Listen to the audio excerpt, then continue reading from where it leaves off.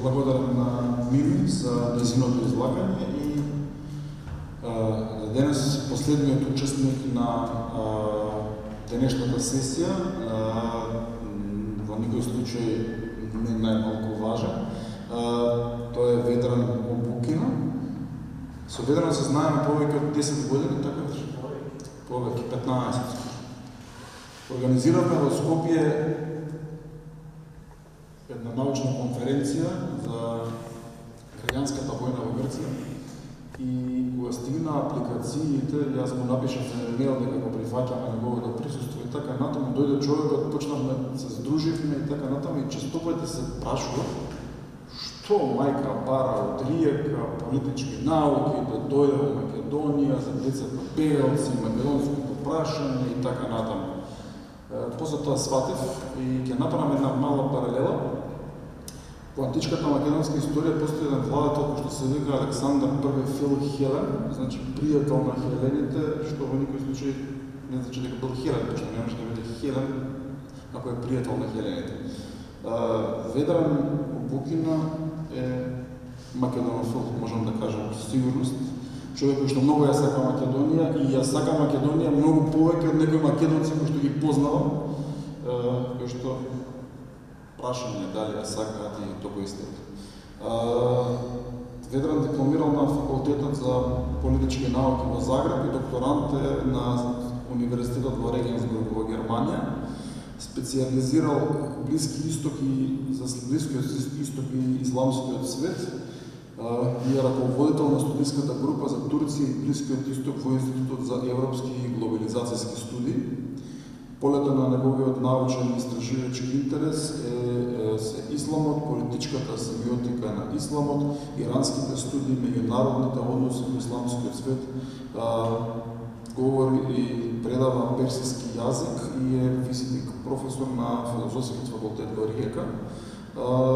Автор е на книгата Политичкиот сустав на Исламската република Иран, како и има објавено и низа научни статии, анализи и извештаи и учесник на бројни меѓународни конференции. Работел во различни меѓународни организации, во медиуми, во академски институции и е свештеник во Старокатоличката патриаршија, така што и покрај на наша страна. Повеќе.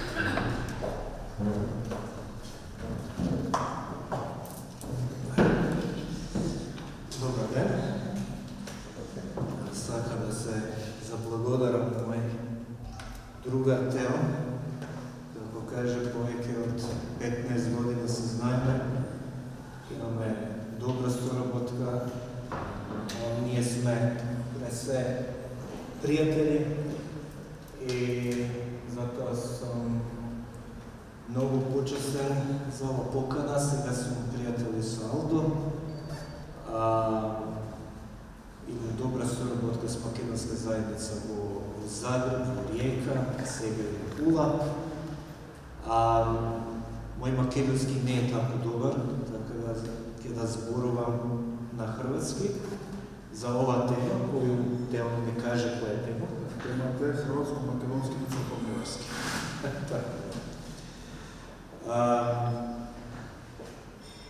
Оно што Тео ми е можда напоменуо у овом представљању, значи тој е мој jedan akademski interes je islam, Bliski istok i tako, ali zapravo ja se bavim međureligijskim dijalogom. To mi je svakodnevni posao zapravo. Ja sam unutar moje crkve, ali i unutar Centra za međureligijski dijalog u Rijeci, gdje sam direktor. Bavim se, znači, međureligijskim dijalogom za mir. I na tu temu sam evo i prošle godine bio u Makedoniji nekoliko mjeseci, sve zajedno kad se uspio. Ova tema hrvatsko-makedonske vjerske veze, odnosno religijski odnosi između dvije zemlje u modernoj povijesti naravno one prate čisto jednu historijsku činjenicu da su Makedonija i Hrvatska bile zajedno u dvije zemlje, znači bili su u Kraljevini Jugoslaviji i u socijalističkoj Jugoslaviji. I te veze, kao što smo i mogli danas čuti, stvarno eto, i u kulturnom smislu i u političkom smislu su bile vrlo dobre. Ja se sjećam da smo unutar Matice Hrvatske, gdje isto sam suradnik, jako blisak suradnik sa Maticom Hrvatskom i matičar sam ponosan. Mi smo tako prije isto 10 godina imali jednu jako zanimljivu konferenciju od povijesni odnosi VMRO-a i HSS-a. Sad, da ja malo sebe ovdje promoviram, odnosno moju starokatoličku crkvu, ne znam jeste li znali, ali kuriozitet je da je HSS, Hrvatsku seljačku stranku, od 3 osnivača, jedan je bio starokatolik, a starokatolici su bili i Vlatko Maček i posljednji hrvatski ban Pavo Šubašić. To nije toliko poznato, sad da znate.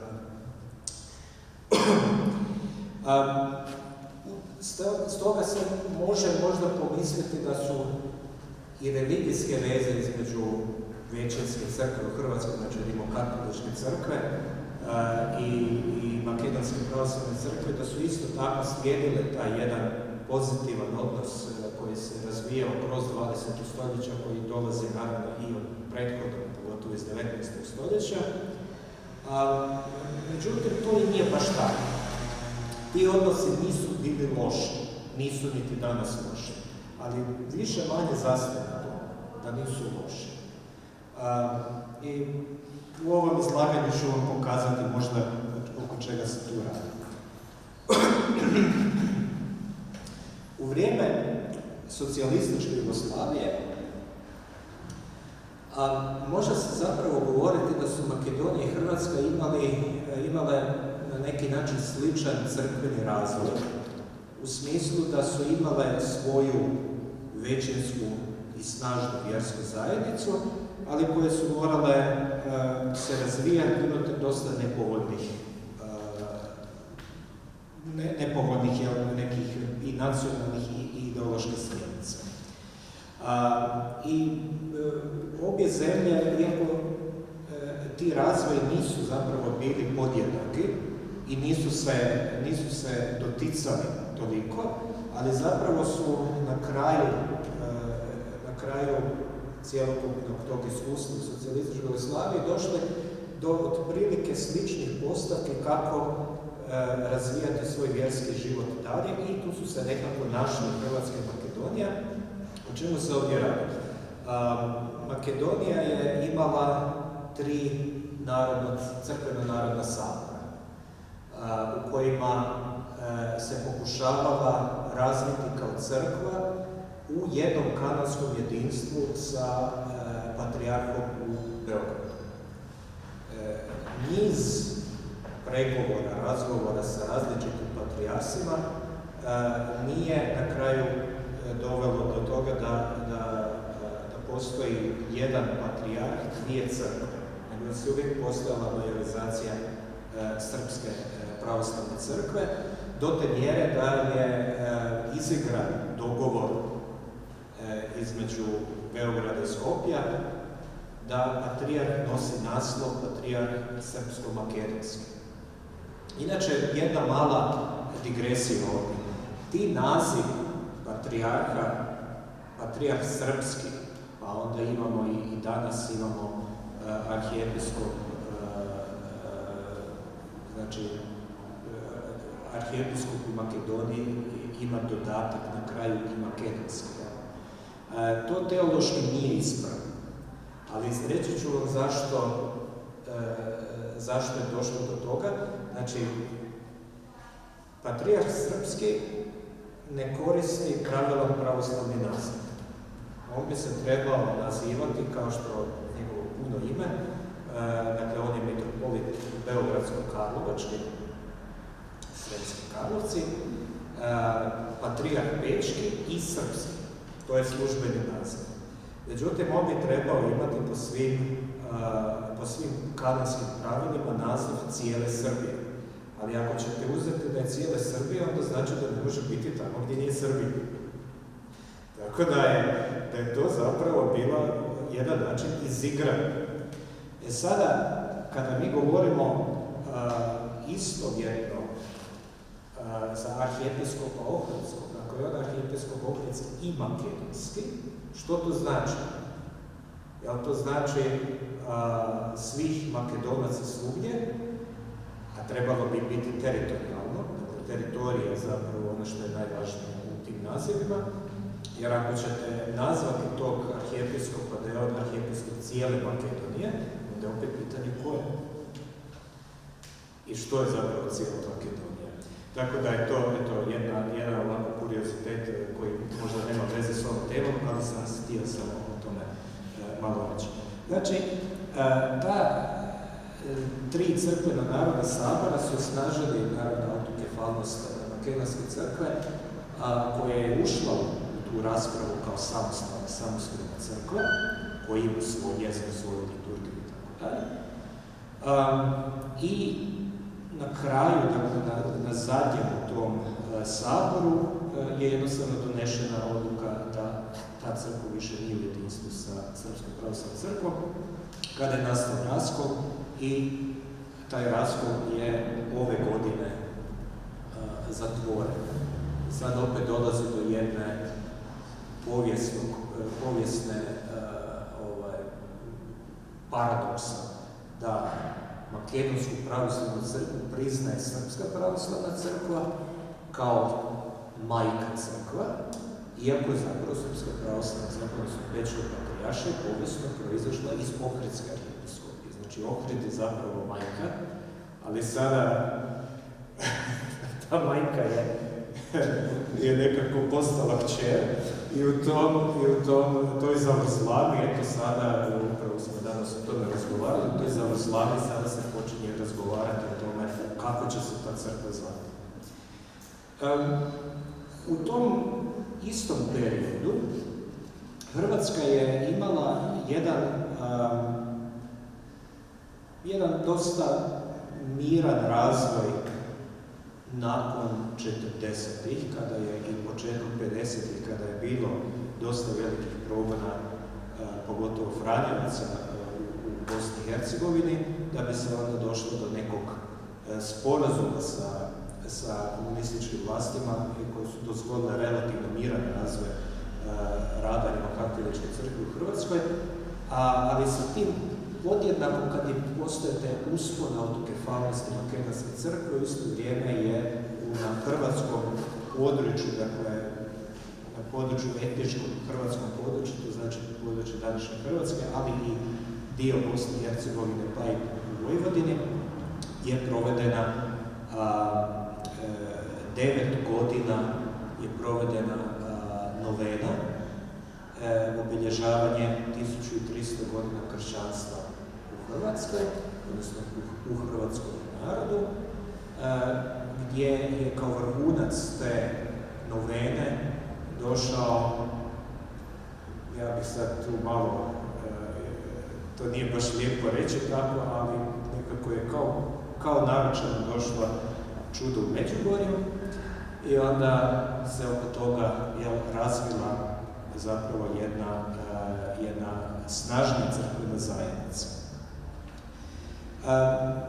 Istovremeno, na međunarodnoj razini se događa zbližavanje pravoslavne i rimokatoličke crkve.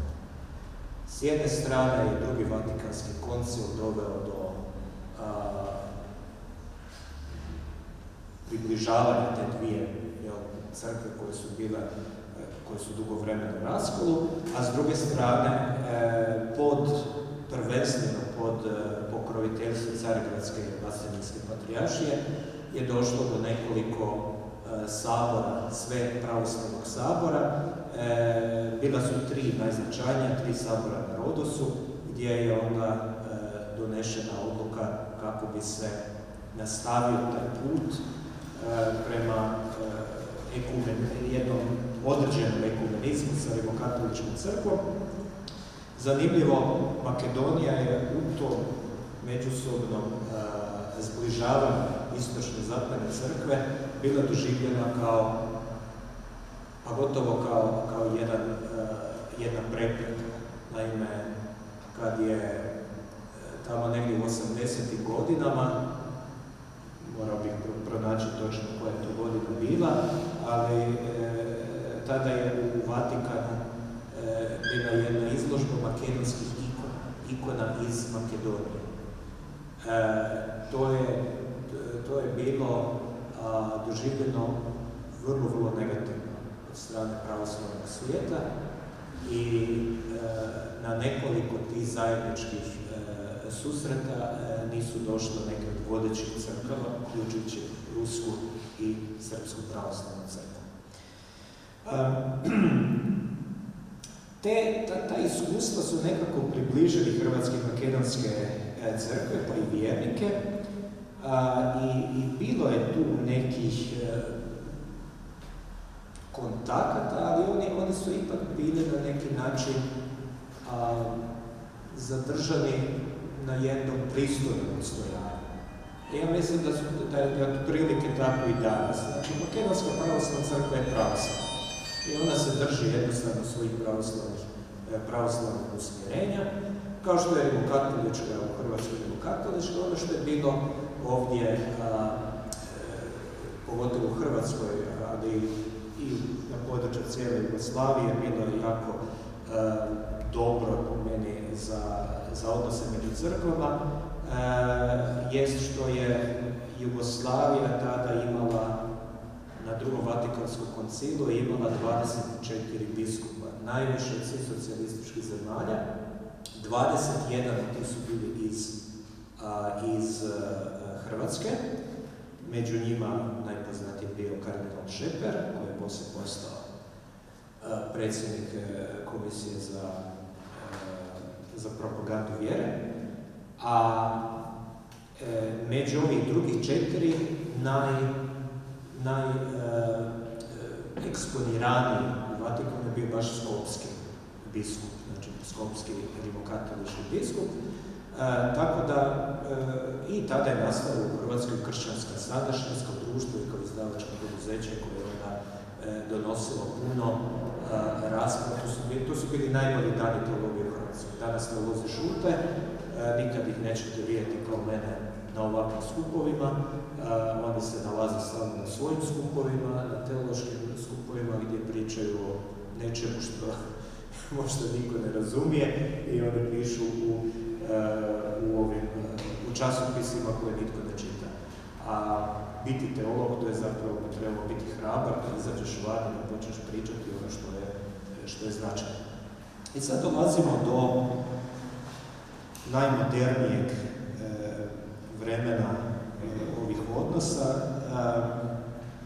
Znači, uspostavom neovisne Hrvatske Makedonije, znači ponovno se dolazi do reorganizacije vjerskih zajednica u obje zemlje.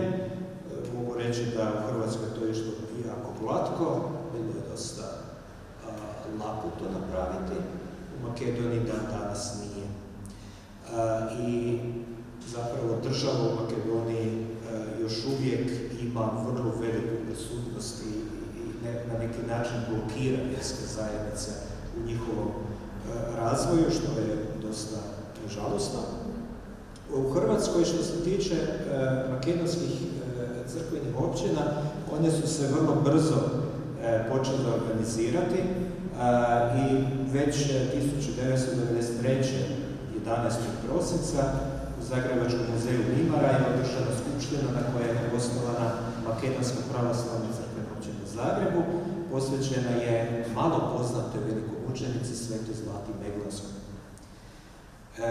Tom događaju su tada prisustvovali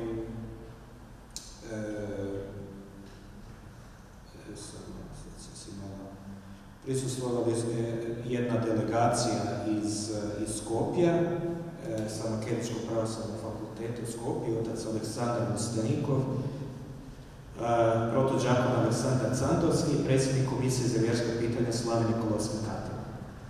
A sa hrvatske strane su bili zagrebački biskup, pomoćni zagrebački biskup monsignor Đuro Koška, profesor Jure Kolarić, koji je moj prijatelj, sad već u odmaklim godinama, ne sjeća se baš svega, pa onda nije više toliko prisutan u javnosti, i iz Komisije za vjerske zajednice bio gospodin Franjo Dubrović. I tada je za prvog predsjednika Zagrebačke općine izabran Toma Prošer.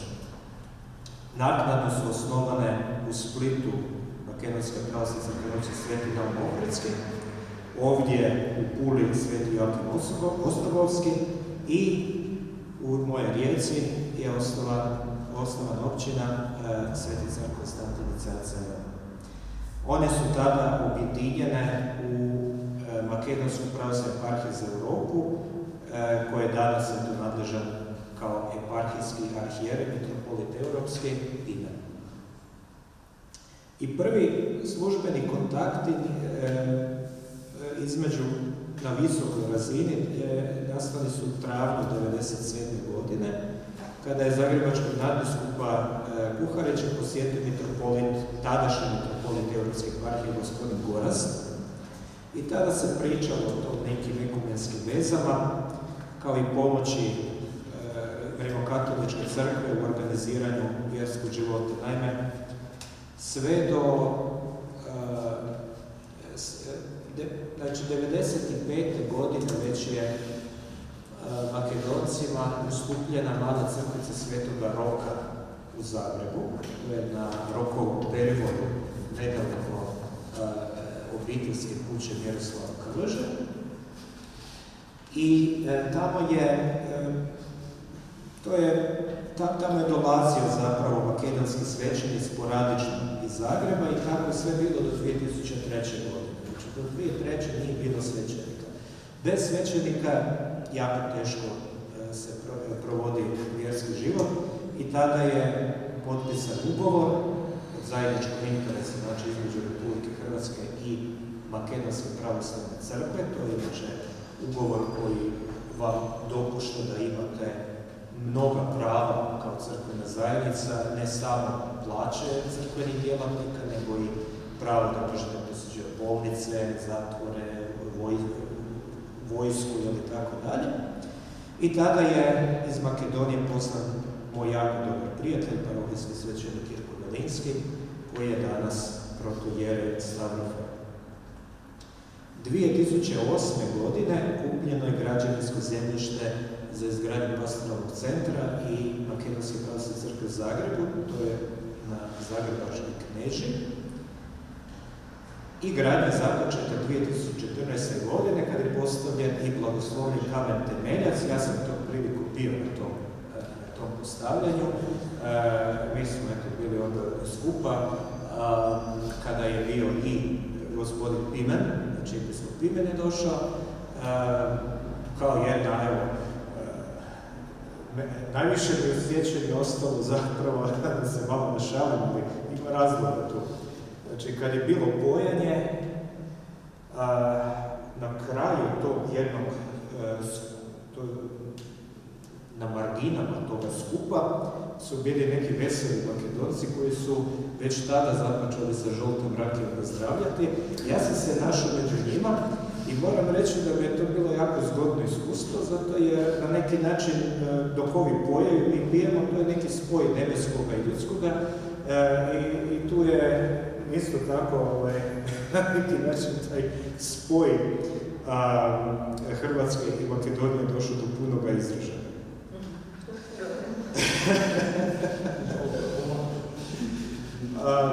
Uostalom, duhovan i duhovit proizlazi iz istoga, a ja često kažem i na engleskom da on je spirit, što znači duh, ali je i špirit, tako da ima i tu nečega. Ono što danas na neki način održava uz tu jednu međunarodnu razinu odnosa pravoslavlja i katoličanstva, pa stoga i na neki način tog međunarodnog sudjelovanje u kojemu sa makedonske strane, recimo, Đoko Đorđevski, koji je dekan Bogoslovnog fakulteta u Skopju, jako puno na tome radi. I neki drugi svećenici koje ja znam da su u Makedoniji. Ali što se tiče konkretno, znači hrvatsko-makedonskih crkvenih veza, tu postoje dvije stvari. Tu je ono o čemu se danas već govorilo, to je ta Strossmayerova ostavština. Naime, kad je makedonski predsjednik Đorđe Ivanov posjetio Hrvatsku u srpnju 2015. on je otišao i u Đakovo, gdje se susreo sa Đakovačko-Osječkim nadbiskupom Đurom Granićem. I tada se odvijala u Đakovu kulturna manifestacija 18. dana braće Miladinov. On je, Ivanov je tada posjetio Đakovačku katedralu, pišao Strossmayera i tako dalje. I tada je on izjavio, danas sam posjetio Đakovo kako bih odao počast velikom prijatelju Makedonaca Josipu Juro Strossmayeru. Onime što je napravljeno u Đakovu, sačuvan je trezor makedonske poezije, literature i kulture. Ovdje je nastao zbornik braće Miladinovci za ono što je Strossmayer napravio, Makedonci su vječno zahvalni, jer je sačuvao naše stvaralaštvo. To pamtimo do današnjeg dana. I tako je postao Strossmayer ta veza između Makedonije i Hrvatske, u čemu se ja potpuno se slažem da je to i odlična jedna kulturna veza, ali nemojte se zavaravati da to je vjerska veza. Nije. Nije. Zapravo je to bila jedna mudra Strossmayerova politika da putem kulture pokuša primamiti Makedonce na katoličku stranu, jer je on rekao ovako, naravno tu da ne bi, ja znam da ste svi ovdje gordi Makedonci, i da ne bi bilo tu zabune, Strossmayer nije zvao Makedonce Makedonci, i Bugar, tu vrijeme je to tako bilo, i onda je on ovako spomenuo tada, kada se pridobiju Bugari i vrate u krilo Svete Matere Crkve, cijeli Balkanski poluotok bit će pridobiven i vraćan na katoličku snagu. I tada je on jako puno insistirao na toj unijatskoj liniji u Makedoniji i Bugarskoj. Ne samo on, nego i Franjo Račko bio tu dosta zagrijan za tu ideju. Ne shvaćajući da u isto vrijeme zapravo potiče upravo tu jednu makedonsku nacionalnu svijest, pa i makedonsku nekako bazičnu utemeljenost u pravoslavnoj, odnosno istočnoj bizantskoj tradiciji. Čak ni u tom unijatstvo nije uspio. Zato jer unijatstvo u Makedoniju nije došlo preko Strossmayera. To je došlo preko Soluna, bio je potpuno direktno vezan za Vatikan, jer su to bili solunski lazaristi koji su doveli do osnivanja tih zajednica. Ja sam baš prošle godine i posjetio oko Strumice, u istočnom dijelu Makedonije. Zanimljivi ljudi, malo su bili, nisu baš bili toliko pričljivi, kao što su recimo metodisti koji su na neki način isto vrijeme nastali u istom području. Kako je Strossmayer kako je on zapravo mislio doći do Bugara, odnosno do Makedonaca, da ih privuče nazad? Tako što je on sebe vidio kao nasljednika na Srijemskoj biskupskoj stolici, kao nasljednika Svetoga Metoda, i tu je onda započeo tu ćirilo-metodsku tradiciju, povratak ćirilo-metodskoj tradiciji u Hrvatskoj, kult Svetoga Ćirila i Metoda, ali kao slavenskih, ali rimokatoličkih prvaka. Tu je on zapravo imao tu jednu svoju snažni naglasak, iako danas se ta poveznica može promatrati iz tog modernog vida ekumenizma, koji ne prihvaća Strossmayera i koja se temelji zapravo na upravo glagoljačkoj jednoj tradiciji metodovih učenika, o čemu je danas bilo puno riječi, a ja vam mogu eto reći da i na teološkim fakultetima u Hrvatskoj to je obavezan predmet, znači vi učite glagoljicu, učite glagoljati, učite staroslavenski, učite pojati i tako dalje, to se nikad ne koristi, osim ako ne odete u pokoru glagoljaše, pa čak niti u pravoslavnim nekim sredinama se to izgubilo, znači nema tog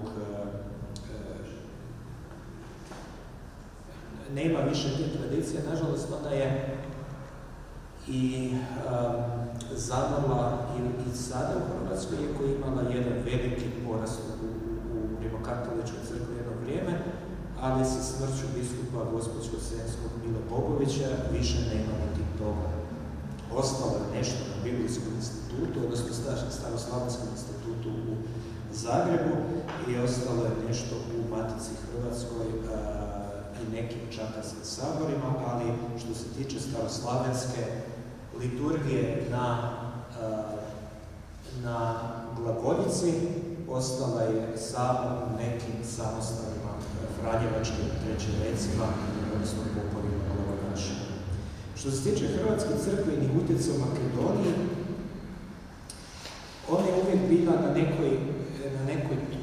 u nekom trokutu, znači Zagreb, Priština, odnosno Janjevo, a Janjevo Prizren i Skopje. I tu je bio jedan dosta solidan crkveni dodir. Većina Hrvata rimokatoličkog vjeroispovesti u Makedoniji danas su miješanim brakovima. Veliki broj njih je upitno vjerski orijentiran. Ja sam pričao sa katedralnim župnikom u Skopju koji je iz Bosne i on je bio župnik u Bitoli i tada je rekao da je najviše poznavao članove rimokatoličke zajednice na pogrebu. A to se i ja ponekad šalim, zato jer ja kažem da najviše upoznam, najviše mojih članova moje crkve dobije sakrament, onaj posljednji sakrament, a onda upoznam cijelu familiju i onda se svi čudimo kako se mi ne znamo. Danas ima oko 20.000 rimokatolika u Makedoniji, odnosno 20.000 pripadnika crkve pod papom.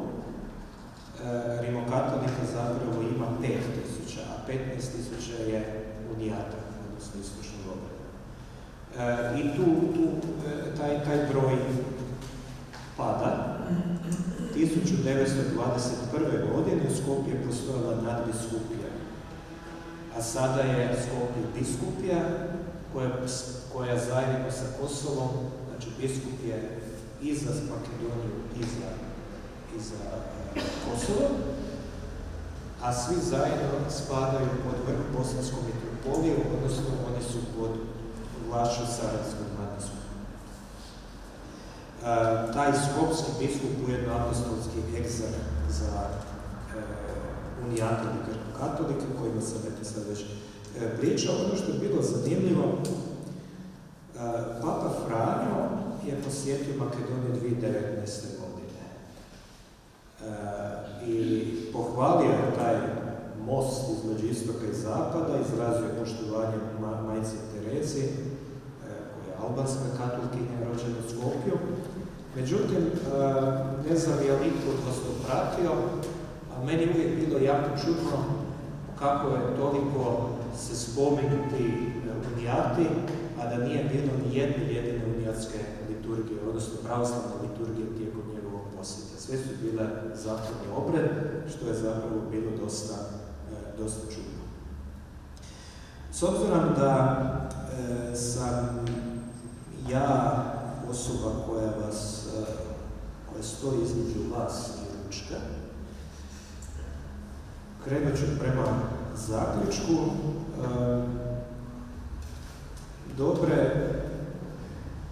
Dobre političke i kulturne veze, kao što sam rekao, tražile su taj podjednak izraz u vjerskim odnosima, kao što ste mogli vidjeti, te veze su zapravo, možemo ih definirati tako da one nisu loše, ali ih zapravo nema.